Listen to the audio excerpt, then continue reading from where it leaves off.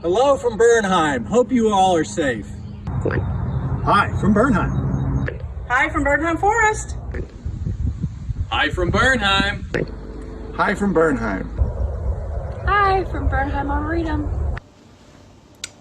Peace from Bernheim. Hi from Bernheim Arboretum and Research Forest. Hi from Bernheim. Hello from Bernheim Forest.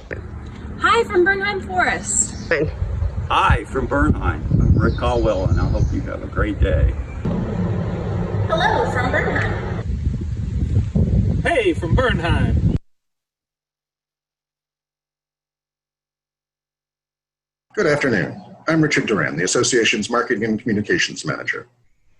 The Dorothy E. Hansel Marketing Award is a tribute to a woman who stood for excellence in horticultural and botanical journalism. Hansel was editor of the New York Botanical Gardens Garden Journal, the newsletter and bulletin of the Holly Society of America, the American Bonsai Society Journal, and the APGA Bulletin. This award recognizes an outstanding marketing and communications campaign that powerfully advances a public gardens mission. The association is pleased to present 2 awards this year. Our first award recognizes the efforts of a garden that survived a direct hit by Hurricane Irma on the Gulf Coast of Florida in 2017. To support a fundraising campaign to help the garden recover, the garden's marketing team created an inspiring and uplifting look to use in all messaging, and a comprehensive marketing campaign emerged, including blogs, e-newsletters, social media posts, digital and print advertising, and 3 Garden Member magazine features. The campaign raised more than $2 million from 526 donors, giving a total of 560 gifts to the garden's recovery efforts. But more importantly, the stewardship of these contributors continues to ensure a sustainable future. The association is proud to present the Dorothy E. Hansel Marketing Award to Naples Botanical Gardens' Replant and Regrow campaign.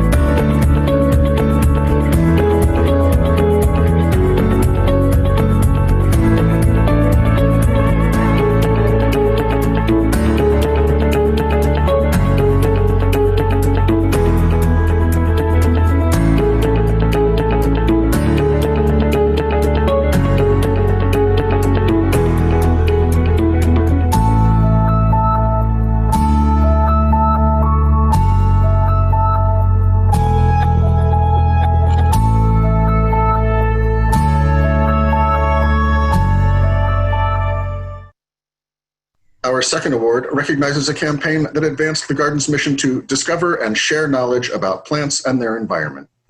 On a shoestring budget of just $250 in Facebook advertising, plus some staff time, the garden attracted over 7,000 visitors and reached over 100,000 through social media in promotion of its first ever Tree Week during the fall of 2018.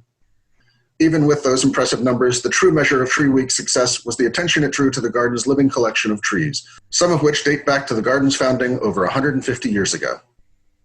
The association is proud to present the Dorothy E. Hansel Marketing Award to Missouri Botanical Gardens Tree Week.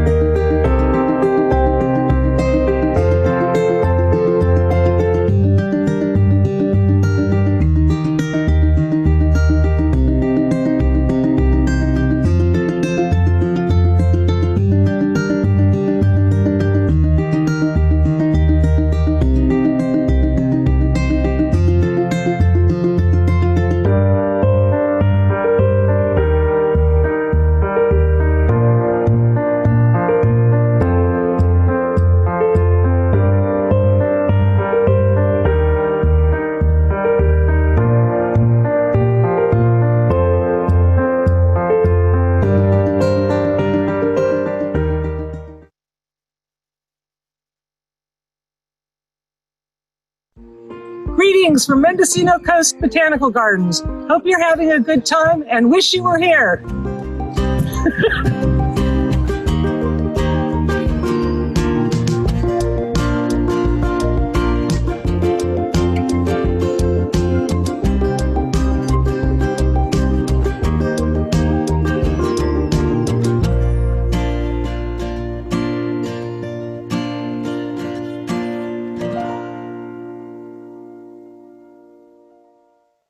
Hello, everyone. I'm Richard Duran, Marketing and Communications Manager at the American Public Gardens Association, and I will be your staff representative during this virtual conference session.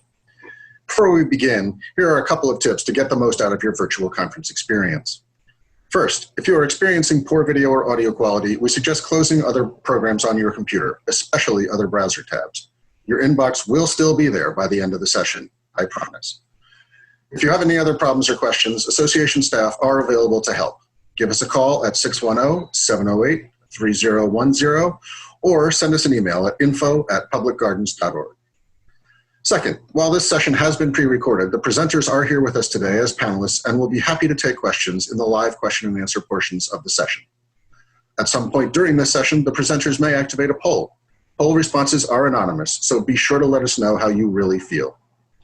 Finally, you can submit questions using Zoom's Q&A function that you will find in your Zoom toolbar. Questions can be submitted anonymously. You can also upvote other questions to indicate you would like to hear them answered. We will try to answer as many questions as we can during the live Q&A portion of the session. Some questions may be answered directly through the Q&A feature. Thank you, and enjoy today's session. Hello, thank you very much for coming to our session. We'll be talking about a variety of programs and events that you can hold not at your garden. But first, we'll introduce ourselves. I'm Elizabeth Dickey, the Education and Visitor Engagement Director at the Idaho Botanical Garden. It's located in Boise, Idaho. It's the site of Idaho's first penitentiary. We're in a sagebrush steppe ecosystem. We have about 15 acres developed, 33 are possible. In a good year, our budget is about $1.8 million, and our staff can be about 40 people. We're interested in having off-site programming. One is to extend our reach in the community, and also lets our education staff have gainful employment during our off-season when it's too cold for people to come visit the garden. Next up, we have Alex Cotomaccio. Thank you, Elizabeth. I'm Alex Cotomaccio. I'm the Director of Education at Wave Hill. Wave Hill is a beautiful public garden situated in the northwest corner of the Bronx in New York City. We overlook the Hudson River and Palisades, which you can see in this beautiful picture. We are a nonprofit organization and one of the New York City cultural institutions. We have 28 acres of gardens that include manicured gardens, large open lawns with magnificent trees and views, and 8 acres of woodlands. We also have 2 historic buildings on the site, which house an art gallery, education space, and staff offices. We are in the temperate deciduous forest ecosystem, and we have about 70 permanent year-round full and part-time staff. We get about 50 extra seasonal staff during the spring and summer. Our annual visitation is about 160,000 on average, and we are interested in off-site programming to extend the reach when people are not visiting the garden, mostly in the winter time, and to provide access to Wave Hill programming to those who otherwise would not be able to make it to the garden, whether that's because of transportation issues, financial reasons, or they have special needs. Matthew? Thank you, Alex. I'm Matthew Cole, Director of Education for Denver Botanic Gardens. This is a photo of our York Street site location, which is one most people know about. You may know about our Chatfield Farms location as well, but we're also up on the top of Mount Goliath and out east at Plains Conservation Center. We've been doing outreach for almost 2 decades in the school programs, and we've been doing other kinds of outreach all along in different formats for different places. But over time, I think the demand continues to grow, and we really want to reach people to do our mission to connect people with plants. The first thing I'm going to be talking about is a series of different types of school programs one can offer. So even though those are 4 different types of school programs, they all have the same basic pros and cons, and so I'll go through some of those. So one reason why you would want to do these off-site school programs is that you can reach a broader audience. There might be some schools that don't have transportation available, or it'll take too long for them to come out, so it would appeal to them to visit you, but you can go to them and reach that audience. As I mentioned earlier, one of the reasons why the Botanical Garden's interested in this is that we can provide more employment to our staff year-round. So when people aren't coming to the garden, we can go to them. We get really wonderful people who can do an excellent job teaching, but if they can't put food on the table or pay the rent because they're not getting enough money, then they leave us and we have to start and train all over again. So this is a wonderful opportunity to provide meaningful employment for our staff. As going out, you might reach more people that aren't aware of you, so it increases your visibility of your organization.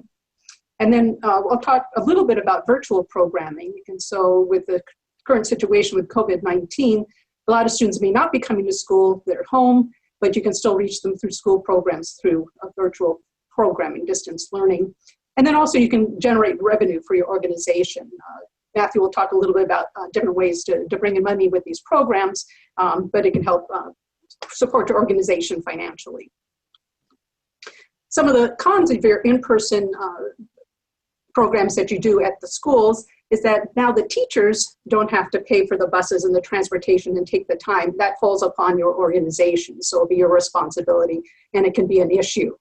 And then often you want to have really wonderful programs that are going to catch the students' interest, and so you want to have live things with you. But then if you're going to be traveling during the cold part of the winter, or depending on where you live, maybe your offsite program is going to take place during the heat of the summer when people don't want to come and tour your grounds outside.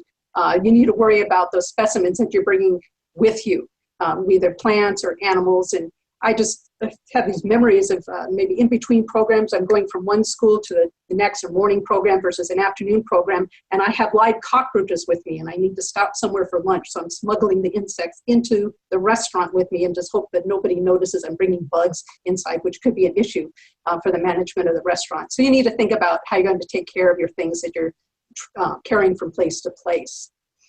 And for where I live, we travel by car, and so you need to think about how close you can park to the program where you're going to be delivering, where the school is, and then how much stuff you're going to have with you. So many times I do programs at schools that I need to take a couple of trips of stuff, but this could be even a bigger problem if you need to travel by train or you travel by bus, so you need to figure out where your stop's going to be and what's the distance to where you're going to be doing the programming, and to think about the things that you need to bring with you. So that can be a con.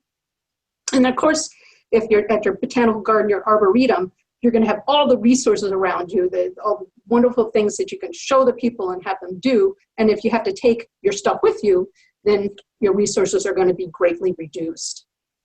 And then it's also harder to form relationship with your audience and your site. It's harder for people to fall in love with your botanical garden or arboretum if they're immersed in it and experiencing it, and you're just telling them about them or showing them pictures and little snippets of it.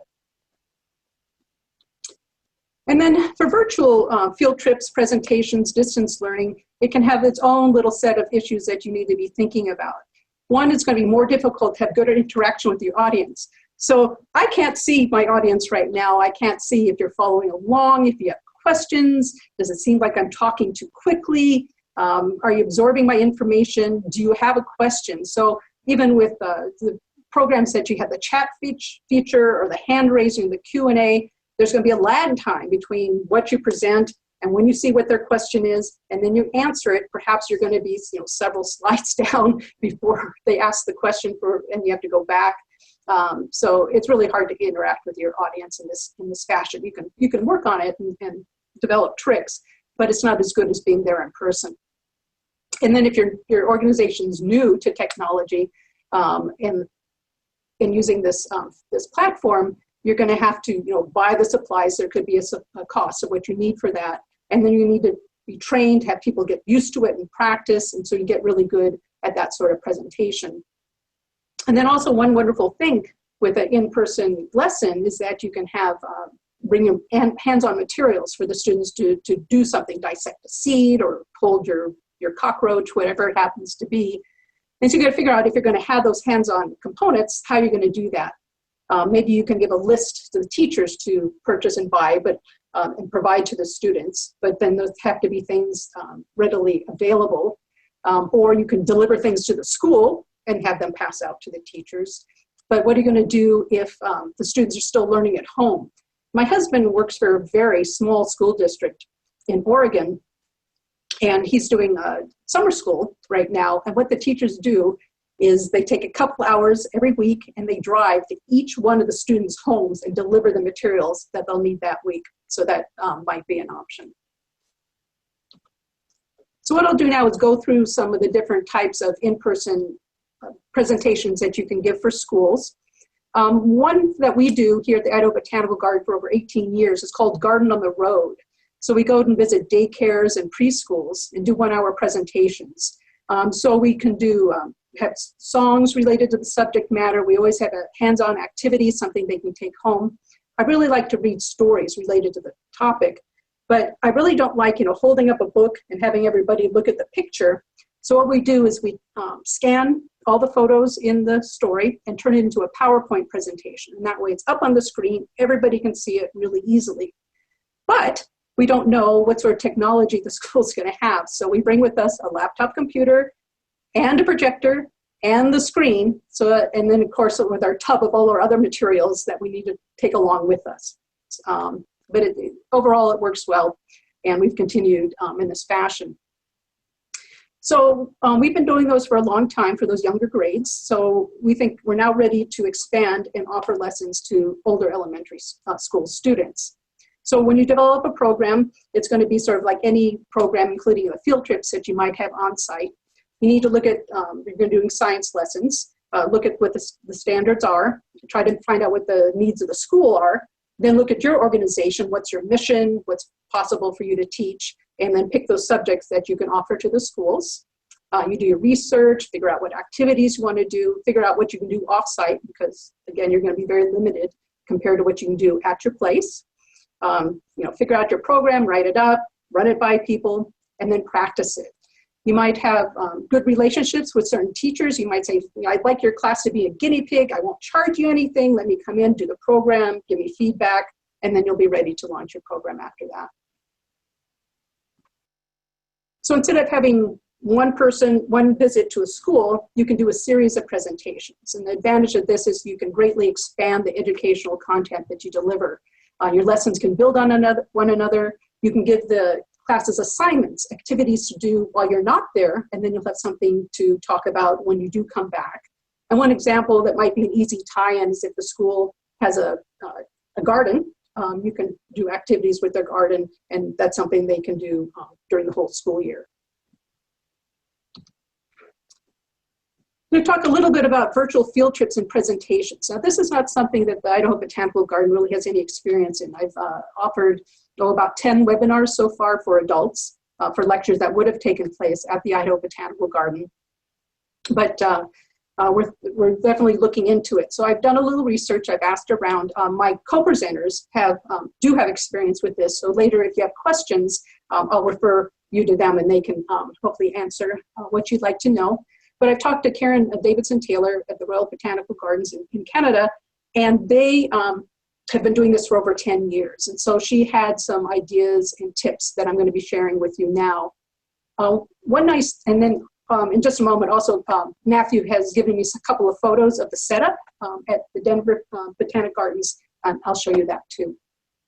So one idea is to have a couple of cameras. You want to have one camera so people can see you, but another one that you can move around so you can show them like what materials that you're talking about at the side of you. It might be good to have something for close-ups, a document camera, a dissecting scope for enlarging images. So maybe you're dissecting seeds or a flower, and so the students would be able to see that really well. As I mentioned before, sort of one of the cons is that, of course, you have to get caught up with how to use the technology and the software that you're going to be using.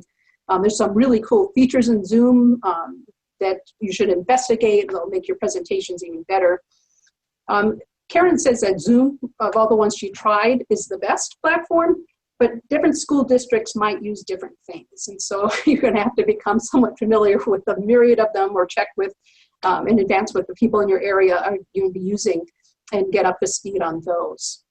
And another one of her suggestions is you want to make sure that your internet's hardwired instead of wireless. It'll make things go faster and a lot more smoothly. And a few tips. It's quite all right to include recorded bits, some video in there, but her suggestion is it's much more interesting to the audience if you narrate it live instead of playing a recording that was taking place when the video was taken. And of course, for any good presentation, you don't want to talk too long. You want it to be interactive. You know, some platforms like Zoom have polls, so you can take polls, see what the results are, share that information. You can ask them questions. You can have them ask you questions. But anyway, so you want to mix it up and make it as interactive as possible. It was a good idea to practice your lessons. And one nice thing about things like Zoom is that you can record it, watch it, see what your problems are, and then adjust and go from there. And you don't want any surprises trying to connect with the school and find, oh no, our systems are not compatible. So always test it out with the school before presentation time. Okay, here's a couple of photos of the setup. So this would be sort of for the presenter's point of view. So there's not a whole lot of stuff there. So it shouldn't be too hard to put it together. At least that's my impression. And then this is one of the tips was that behind you, you should have a blue screen or a green screen. So here's one example of that. You can also hang a curtain behind you. That would work as well. Okay, so now you have your offsite programming. So you pick one of those different types of offsite programming, and then you have to share your information with the world. So what you can do is give the information directly to the teachers. My favorite one is print, because if they have a brochure in their hand, they can put it on their desk, they can post it. And you can have a lot of school districts, you give it to the district and they'll distribute to the schools to distribute to the teachers. You can mail it directly to the school for distribution. But of course, the problem with the print is that it can be expensive. You're going to have to, expensive for the printing, expensive for the mailing. So the Idaho Botanical Garden is now moved all the way just to email as a way to get the word out. So hopefully you've had programs at your site in the past. You'll have a list of emails. You can send it out that way. That's directly to the teachers, or you can ask the school district or the administrator at individual schools, send them the email with the brochure and ask them to share it with their teachers. Another way to get the word out. Social media, so you put posts on different places, and so maybe parents would see the fact that you have this really cool school program and then tell the teacher to come book you. Or maybe teachers will come across it, maybe not aware of it other ways, but they're on your social media, so they can pick it up that way. Always put all this information on your organization's website, because teachers might be individually just searching for something that they can share with their students. And so you have all your programs there. Also, that's where we put our pre and post visit materials to make it easily available to teachers. And as talking to Karen, that I learned of this organization, the Center for Interactive Learning and Collaboration. They have programs, they're sort of a clearinghouse for virtual programming. So for a certain fee, you can give them, say, sort of one fee, it's 10 programs, and then they'll share them. And people from all over the world can go to their site and find the programming and then book through you. And so you can increase your reach far greater outside of your community. So this is the last activity I'm going to talk about that you can do at a school.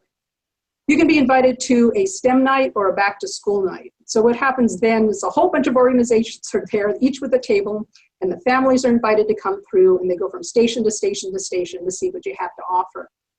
So here's some of my suggestions from our experiences with those. I don't like to spend a whole lot of time on them. So what I like to do is, these are coming, these invitations, and so you can develop 3 or 4 really good activities and then decide which one you want to do that year. If you want to invent something new, you can figure out there's something really cool going on at your garden that you want everybody to know about, so you can tie it to what you want them to come see. So you're at their school, but you want to invite them to come to your place, and so you figure out what you want to highlight. And some features of a good activity. For my opinion, I don't want to spend a lot of time on it. So I don't want to have to cut out 10,000 little circles of construction paper for this activity. So I want things that are going to be easy and quick to put together. Usually want to have some interaction with the students. Some people might have like a wheel you could spin. or a little craft they're going to do, figure out, what makes sense for the amount of touching that might be involved. And people aren't going to be spending much time at your station. So you want something that's not going to be very time consuming. You're going to have everybody from toddlers to grandparents visit you. So you need to think about your activity and something that can appeal for all ages, and a little bit of enrichment you can give, either a more difficult activity or maybe some information you can verbally share with the older folks.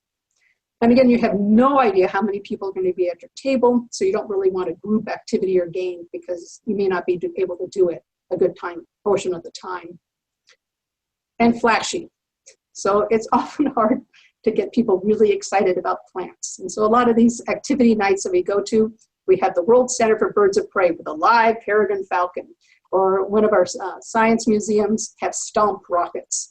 And so you need to think of an activity that is going to really catch their attention and bring them in. So one of my favorite activities, we had a display of carnivorous plants. And so we had pitcher plants that their pitchers would fill up with dead insects. We brought those and cut them open and see the skeletons inside. So that was sort of a gee whiz exciting thing for the plant world, and that worked pretty well. Or we talk about seed dispersal, and we have the craft is making little paper whirligig helicopters. And so that's a fun activity for the children who would draw them in. So the last thing I'm going to talk about is tabling at events hosted by other organizations. So I've moved away from schools, and we were just talking about tabling at a school STEM night, but then other organizations are going to be inviting people in to also table. So it could be like a volunteer fair, it could be a Chamber of Commerce event, or other, or like International Museum Day. There's a whole bunch of different things that you might be invited to. So you can be prepared to do that and share with the world information about your organization. So again, you have to have a nice display. You want people just not to walk right by you, but you want something to draw them in to see you. Again, just think about what's appropriate now. If you're going to have candy, you don't want to have loose candy. You want individually wrapped, so forth. It's very important to have the right person at the booth. You don't want somebody who's going to sit there behind the table, in the chair, staring at their lap as they play games on their cell phone. So you want somebody who's going to stand up in front of your booth, next to your booth, say hi, invite people in, ask them, oh, have you ever been to the Idaho Botanical Garden before? Come on, I want to show you information about this. So you need to have the right person. You're not going to get a whole lot of immediate return for these tables, for your time and your effort. But you can do things like put a sheet out there for sign up if you might be interested in volunteering. You maybe have an email list. You want people to come and sign up for your email list. You might get people excited about your site and want to come in and visit in the future. So may not pay off at the time, but you're forming really good relationships with whatever organization that invited you out, and you might spark somebody's interest. So thank you very much for listening to my talk. Next up is Alex. Thank you, Elizabeth. As a reminder, I work at Wave Hill, a public garden and cultural center in the Bronx. I will speak about our offsite library and other partnership programs, as well as some of the virtual programming we are doing from home for various audiences during this unique time. Starting with our library programs. New York Public Library has 92 branches. We work with 4 of them. These were chosen based on the locations that are close enough to travel to, but largely have populations that aren't already served by Wave Hill. We want to make sure if someone comes to a library program we run, that in turn they can visit Wave Hill if they want to. The audiences and topics for programs are branch specific. Many branches have existing after-school or weekend programs for children, youth, and or families, and request us to work with those groups. But some branches have more flexibility and allow us to determine ideal audiences and then market to those people. We've done a number of programs. A few examples are listed here. Let's Talk Trees is a 2-session program that focuses on New York City street trees, which are often overlooked even though they have many benefits for the people and animals of the city. Participants learn how trees help the city to be healthier and more sustainable. And they also calculate how much each tree helps fight climate change. We work with participants to take matters into their own hands and adopt a local street tree to protect. Compost City is a 2-session program designed as part of a sustainability project one of the libraries was doing. A big part of being sustainable is managing what we throw away. So we focused on teaching about composting. Participants learn what composting is, meet some of the tiny critters who help turn our food waste into nutrients. Then they create signs to inform friends and neighbors about how they can compost too. In urban ecology, participants become scientists. They learn about the urban woodlands of New York and the wildlife that relies on them. We investigate the parts of a forest, from trees and pollinators to soil and decomposers. And through hands-on immersive activities, participants develop their knowledge about urban forests and why they are so important. In moving to a virtual format, we are taking these programs and adjusting the content and activities to be accessible to those viewing from home. Currently, we are making 2 virtual programs into single sessions about 45 minutes long. For one of those programs, we are creating a video recording of the program that they can show multiple times, while for the other, we are actually doing live educator-led sessions. So I wanted to talk a little bit about the pros and cons. With just like any program, you're always going to have some positives and negatives to deal with.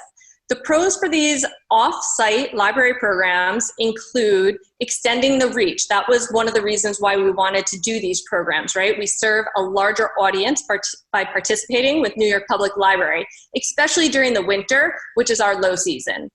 Access and inclusion. We serve a broader audience and reach people who would otherwise not be able to engage in programming on-site, whether that is because of mobility limitations, financial constraints, lack of transportation, or other reasons. Awareness. By doing programs at various branches in the Bronx and Upper Manhattan, we increase our community awareness of the organization and the types of programs we offer. Of course, we also are trying to meet new and emerging needs. An example of this is how we have shifted our library programs to a virtual format. Virtual programming provides support to families facilitating their children's learning at home, as well as teachers and camp leaders to find fun ways to engage their students. And unfortunately, we always have to think about revenue. So we do charge for these programs. We base the price on the program and the branch's ability to pay. It isn't a huge amount of money, but it's more than enough to cover our expenses and give us the ability to keep staff employed and busy during the slower on-site seasons. Some of the cons include staff time. There's travel on public transit, or if somebody has a car in major traffic in New York City, which can take up valuable time. I think Elizabeth talked a little bit about the material transport. This has been a difficulty for us, especially because we're lugging these materials on public transportation most of the time. So especially when we're working with live specimens, like carrying worm bins on the subway or a bus, that can be very interesting. And of course, the lack of sight. Not having the actual plants and backdrops that you are used to using as talking points in your programming can be difficult. You also lose the tranquility and impact of being in such a beautiful place surrounded by nature. And finally, relationship building. It's harder to form lasting, impactful relationships with participants. We haven't yet been successful in getting these audiences on site regularly, which is part of our mission in doing these programs. In addition to working with the New York Public Library, Wave Hill has forged partnerships with many other organizations with whom we work to develop and offer off-site programming. Some of these include the Bronx Institute, which is an organization which works with lower income high school students in the Bronx. They provide STEM courses and college readiness programs. We've also worked with the Sierra Club. Specifically, we worked with a program called Military Outdoors that works to connect veterans to the outdoors. In New York City, there is a group that is for female veterans and their families. This is the group that we've been working with. We also work with the New York City Department of Homeless Services. Through this partnership, we work with families who live in homeless shelters in the Bronx. And the Department of Education in New York City. We work specifically with a program called New York City STEM Matters that has programming for students in New York City public schools. Our programs for each of these groups looks different, but they all focus on connections with nature and culture and integrate outdoor learning and art activities. As an example, we have this program called Roots and Roots. This program we've done with the Sierra Club Women Veterans Group, as well as the Bronx Shelter Families. The program draws from personal and cultural experiences to reimagine our relationship to nature. Participants use their own silhouettes as a canvas to map out their personal and cultural relationships to land. They then create topographies and landforms that trace their roots and their roots from recycled materials, including their own memorabilia, including junk mail, letters, maps, and family records. We are currently working with the Department of Education to create virtual programs for summer school students that will essentially be a virtual field trip with a science inquiry focus. And we've been talking to the Bronx Institute about doing a virtual internship for some of their high school students, which would focus on a community science project.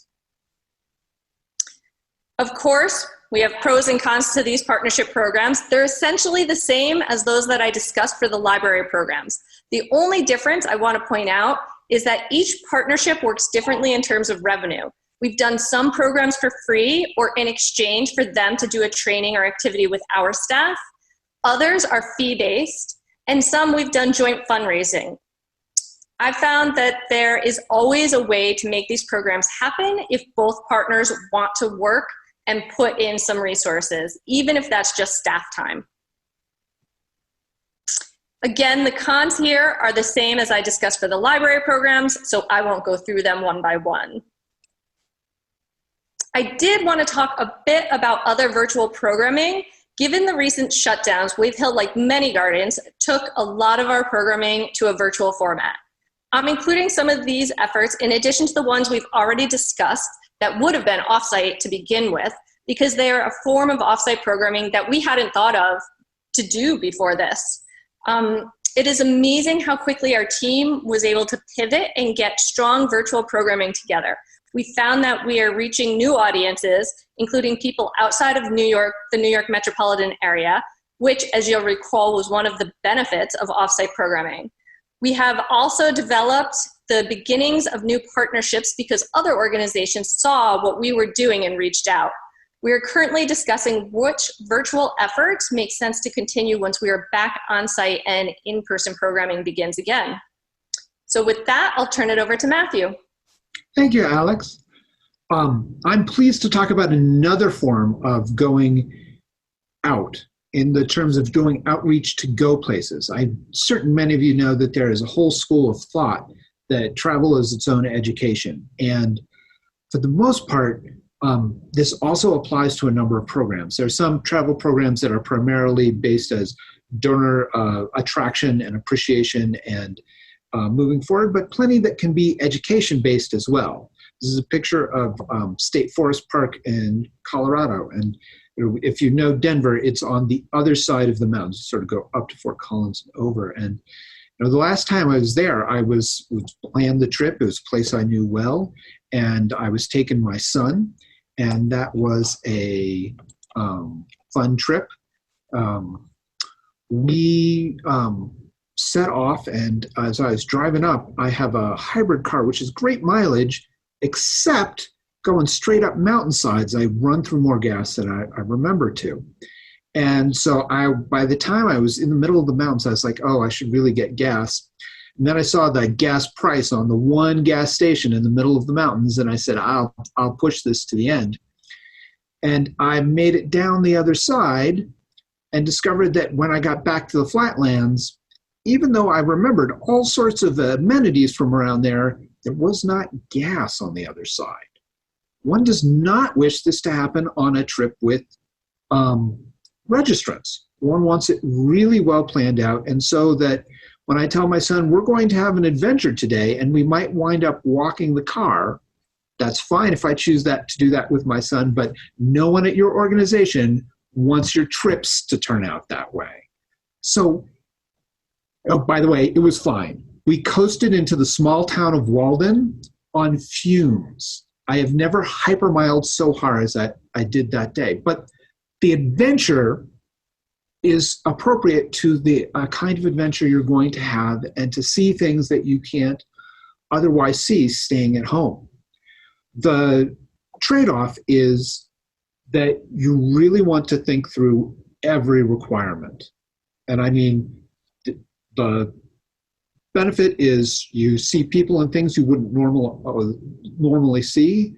The downside is you have to prepare, and it takes even more time and potentially expense than another class of the same sort. So any place you go, you want to make sure you are properly permitted, you've got your fees, you've got your permissions. It has happened before that the federal government has seen a class advertised on its land and said, hey, if you're taking money for that, it's different rules than just showing up out there. People tend to notice what shows up in their feed about themselves. You need to think about all the meals. You need to think about all the insurance certificates. There's a lovely place, a biological station up in the Rockies that has these wonderful assets that one of our horticulturists was asked to go up there and teach. And he taught up there and he says, we should do classes up there. And so our organizer gets on the phone and starts asking and saying, well, only four-wheel drives, and they have to have at least this much clearance so that the transmission isn't torn out by the rocks, and it has to be eaten in this canteen, and that's closed at this time. So when you investigate these terrific opportunities, often the practicalities make a big difference. Places like a biological station used to bunking up grad students can offer you very favorable rates often, but the trade-off is that it's not a hotel, and if your audience expects that, they're going to be really disappointed with communal bunk beds. One of the other things that comes up are waivers and releases. We used to do hikes on top of a mountain, and the way to get up there was to have some people carpool other people up there, and then some of the people whose cars were left behind would go up and pick up the other people and bring them back down. It was sort of a descent that made a full loop. But as soon as the participants started carpooling on a mountain road that had really no shoulder, everyone started to get very nervous about the condition of those cars, because of course we can't have volunteers inspect those cars in the field the way a trained mechanic would. So it took a special waiver and special circumstances to cover all of it. The accommodations, the waivers, the last thing I'm going to say, that covering the route yourself, we did a number of farm tours on bikes where we were sufficiently rural but sufficient independent farms to go around and see what they were doing in sort of a cottage foods way and sort of a growing plants way, a growing flowers way, that you could cover that on bike. But one of them, we had people riding just before it, and we found one hill where one of the organizers, who was very bike savvy in other ways, just could not make it up that hill, despite our excellent scouting team having steered us right for all the other ones. So it's really, really worth it to know the route and to cover it or have covered it yourself. The other thing that comes up is, can we start someplace? Can we all meet at blank state park, national park, other open space? Just meet there in a parking lot and we'll find each other. Lots of hiking clubs and other organizations will do precisely that. And it's a trade-off. If you really want to control the schedule, everyone driving themselves may be a bit of a challenge. Another format that comes up with this is sort of the self-driven garden tour or the garden walk. Lots of places have that. Denver Botanic Gardens, not so much, but other places will select 6 houses of members who volunteer or are volunteered to show them off to people so people can see the flowers that are growing, the design choices that people have made for different houses. And that is really an excellent choice for everybody going and visiting on their own, but it really has to be planned and communicated from the beginning. One of the things that you weigh sort of when you want to spread out a crowd and have them go to multiple places, sort of that independence can be good. But for that audience that expects to be cared to, who really expects to be driven on a bus to see the thing you're talking about, sort of your plus becomes a minus. And if you're going to do both particularly, just make it very, very clear which format you're using and why you're doing it that way. When it comes to it, though, I encourage you to have the philosophy that there's a way to do it. The question really for us as professionals and programmers is this the program that's worth doing? Is this the program that's going to be achievable in an amount of time that makes it sensible with all the other programming I'm doing? And is this going to get the reaction and the attention and the audience that we want to be worth the risks that may be inherent in something like walking through a field of prairie dogs? Now, one of the other things that Denver Botanic Gardens does is it works with healthcare providers in a number of settings. And I have to admit, there are a few most common questions that come up. There's designing a garden for a facility. There's, quote unquote, doing a garden at a facility, which may not be clear what the person wants to say or how they want to do it. Doing a program for residents or participants, which is often characterized as beneficial activities, therapeutic horticulture or horticulture therapy, depending on which slant you're asked for it. There's another one, which is genuinely treating patients with gardening, therapy from a therapist, horticultural therapy. And one request that we still get, even to this point, is free blank because blank. They look at the gardens and say, free. Same way some gardens may look at healthcare facilities and say, oh, healthcare has money. I should service that group. Well, it doesn't really necessarily work by that. And while more could be said about this other places, but just a brief note about the difference between horticulture therapy and therapeutic horticulture. Horticulture therapy, the essential thing to remember is that therapy should come from a therapist, someone who is qualified, probably authorized to practice, perhaps they have a state license for it, and it's part of an established treatment, rehabilitation, or vocational plan. So usually individual to a patient, as individual as treatment is. Therapeutic horticulture can be a bit more broad. Here is a group of Alzheimer's patients, a group of patients with mobility limitations, or a group of very frail elderly people, and what can we do to get them outdoors and or gardening and or participating sort of as a group with their caretakers. And this one has a bit more broad interpretation, although I know Wikipedia hasn't picked up the difference between the terms yet.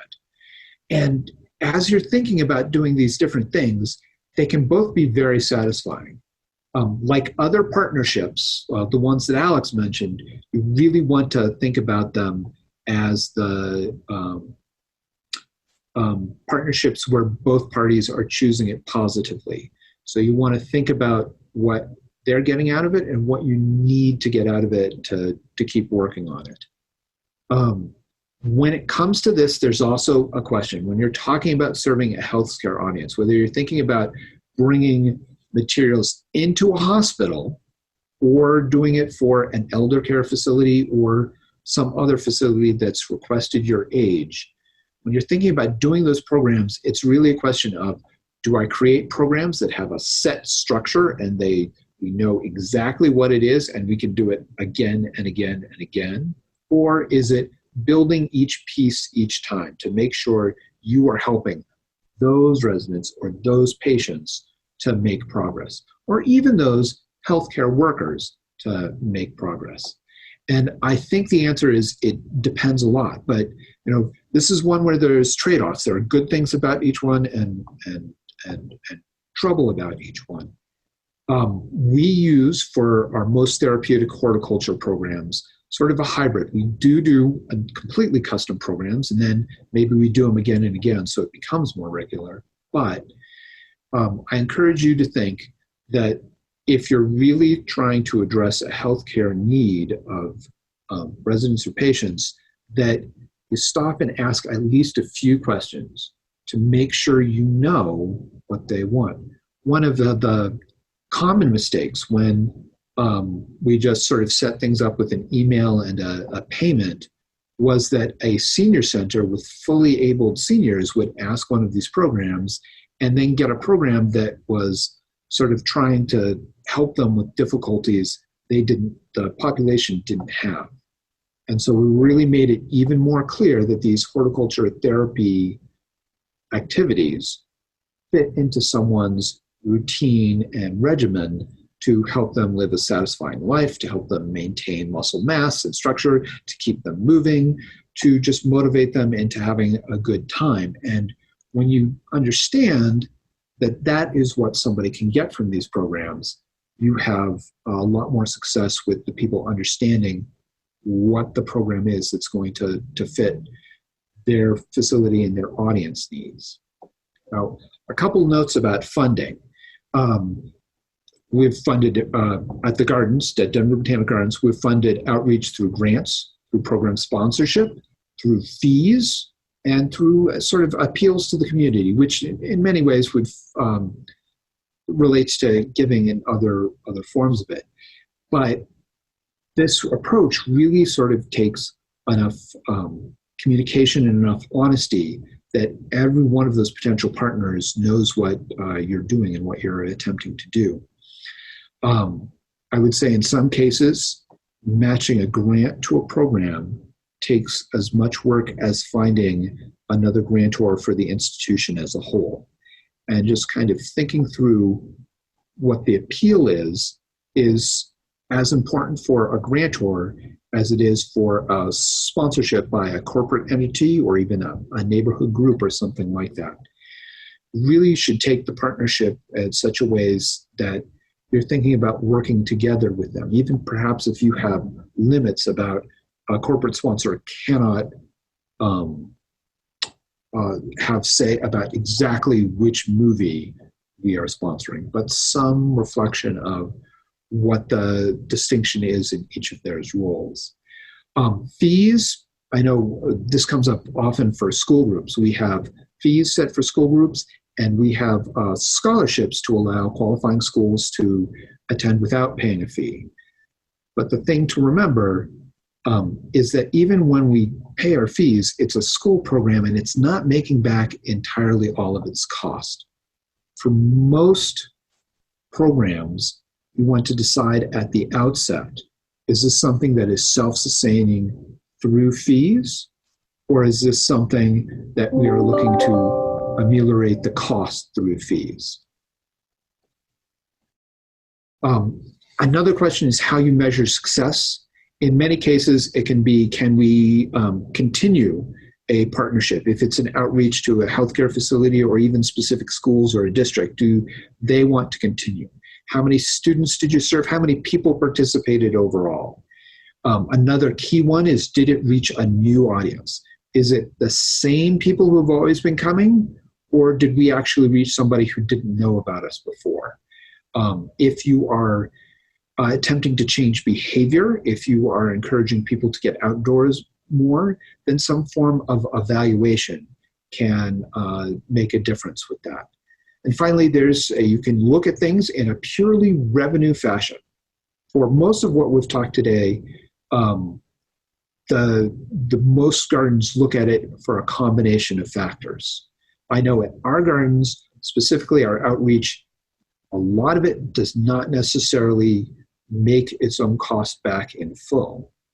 But a lot of times it is an appealing and applauded activity in our community, and we feel it helps us tell the message of what horticulture can do and what Denver Botanic Gardens is doing across the board with people who know us, and we hope start to appreciate what we can do after they see us doing it.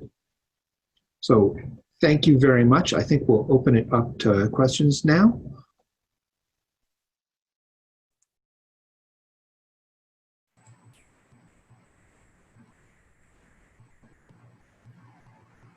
So yes, questions. Hello everyone, I am Richard Duran from the association. You heard me before the presentation, and I'd just like to thank our three presenters for a wonderful look at these offsite programs. We've had a fairly active Q&A during the presentation. If you'd like to use the Q&A feature to address some additional questions to us, we'll be happy to address them. We have about 10 minutes or so for questions, and that should give you enough time to get up to the 3:30 session of your choice. We'll start off with Jennifer is curious about what types of scenarios different centers are looking at for off-site programs, keeping in mind especially physical distancing. Anyone want to jump in on that? Matt, you were nodding enthusiastically. Because that's what the people in the outer office are living right now. What is going to happen with these different questions? In particular, we're seeing a lot of schools are saying no visitors to classrooms, no field trips. So that means virtual is going to be our way to reach those districts. I think therapeutic horticulture, particularly for the elderly, we're trying to do as much online as we can and having some success at it. Some people may be able to find our Therapeutic Thursdays online as a free program, but it's definitely completely transformed from what it looked like. Yeah, in New York City, we took the brunt of the impacts of COVID-19 early on, and I think we're also very slow to reopen. We're really waiting to see what's going to happen in terms of when New York City's phase 4 from Governor Cuomo comes into play, where gardens can even reopen, not to talk about having programs on site. We also have to wait to see what the schools are going to do. Right now, it looks like it might be a mix of virtual and in-person, and as Matt said, might not be allowing visitors into the schools. But we will definitely work very closely with our partners and make sure there's some sort of educational opportunities available, whether they are virtual, whether they're very small groups coming on site, whether it's an educator going offsite to a library, to a classroom. But we just right now have to wait and see how this all plays out. So we're trying to remain flexible. And then also, we're going to again wait and see what situations are in the public schools. Right now, here in Idaho, at the Garden, we've had some summer programs, sort of daycare centers, childcare centers, already bringing out groups of children for tours. And so when we do our Garden on the Road program in the wintertime, most of those are to childcare centers. And so it looks like they may have different rules. They're already bringing their children out into the community. So I'm optimistic that maybe this winter we'll still be able to do our regular programming at them, however they have it set up at their schools to keep everybody safe. So it all depends on who the audience is, whether we'll be able to go forward or not. I think that might relate a little bit to another question that was answered in the chat in the Q&A during the presentation, but the disconnect between offsite and onsite programming. Is there a danger of becoming a standalone thing from the garden? How do you make sure that those things still get integrated into the actual garden experience? I thought that was a great program or a great question, and I think Elizabeth is the one who had answered it.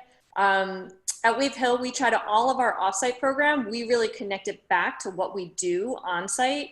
And a lot of what we do is obviously nature education, but it's also about urban ecology and looking at urban forests and urban green spaces. So when we go offsite, we try to integrate that. We do a lot of stuff with street trees, measuring street trees, thinking about how much carbon dioxide they're taking up, how much they help with the heat island effect. So we still try to make those connections, but yes, of course, it's more difficult, especially when you aren't immersed right at the space with your plants, with your landscapes, with your views. And we do have a bit of an overlap for our winter program that a lot of those schools, child care centers do visit the Idaho Botanical Garden during the warm months for guided tours on site. So, so often they're aware of us and know that we're a resource and do come visit. Not everybody, but a certain percentage of them. I think there's definitely a difference between the different audiences you're looking at. The will you come to my fair or festival or whatever it is a particularly tricky one because they've got numbers, they've got people. But years of doing it has sort of convinced a number of us here that it's very rare for that to come back to the gardens in some way. You get your name out there, and maybe it indirectly means that they'll sign up for a program later, but you hand out a bunch of free things, say, bring this by the garden, almost none of them come back. I have to say, for years, we had a seed packet we did with our Cultivation Cruisers school outreach. And I think Visitor Services said they got something like 1 in 10 years, like incredibly, almost unbelievably low free admission pass right on that seed packet.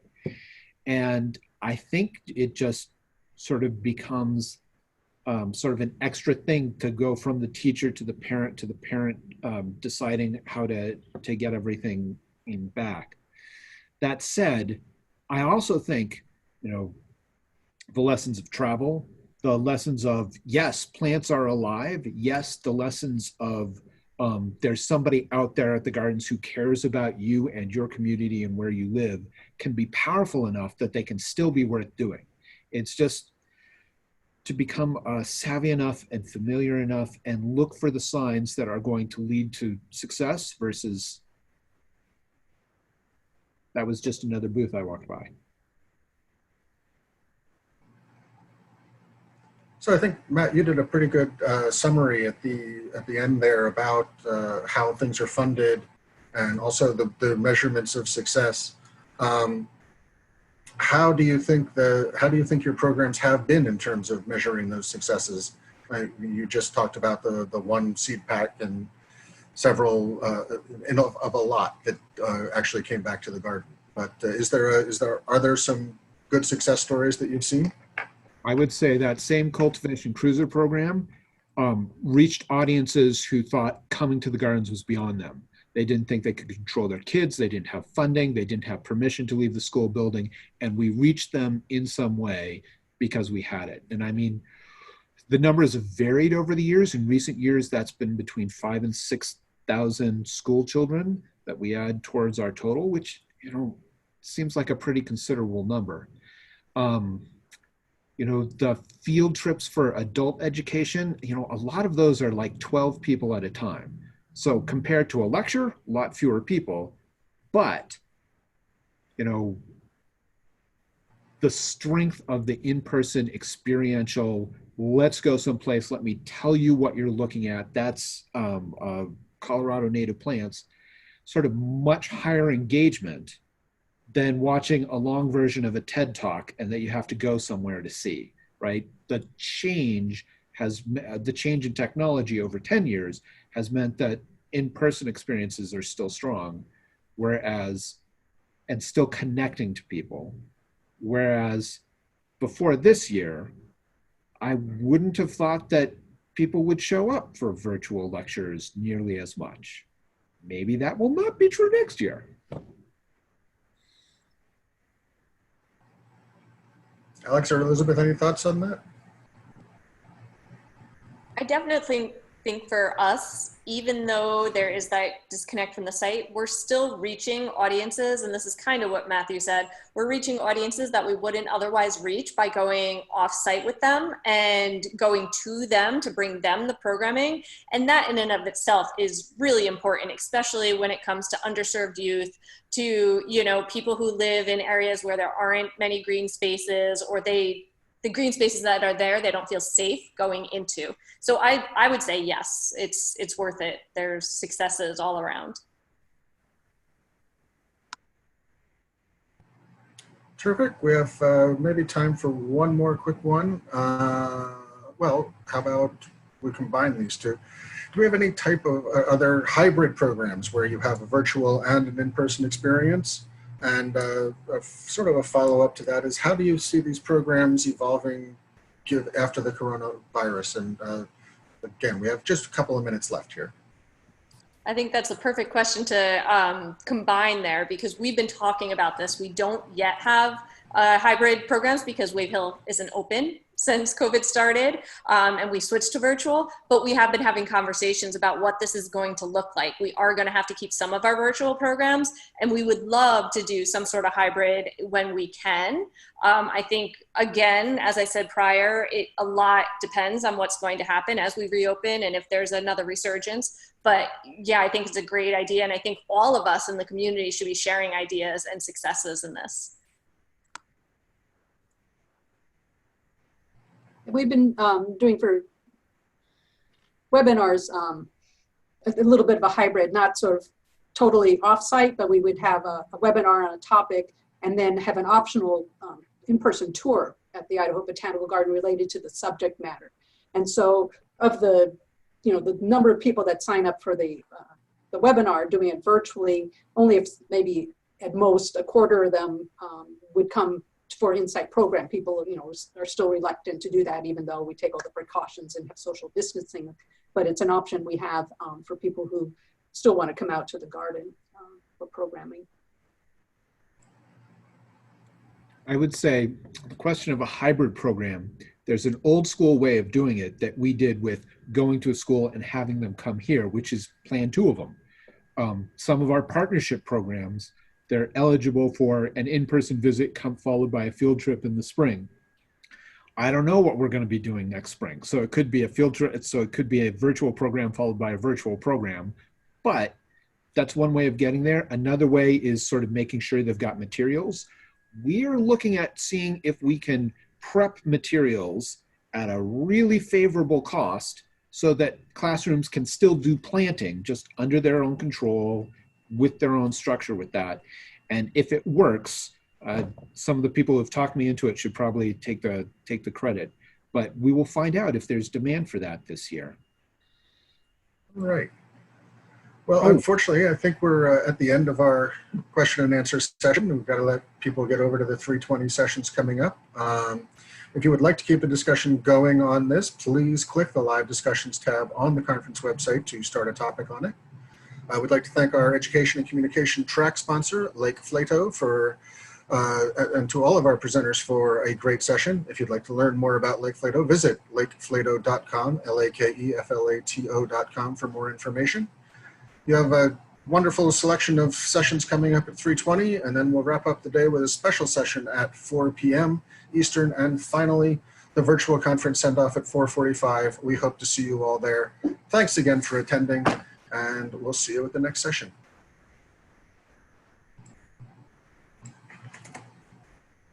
Bye. Bye.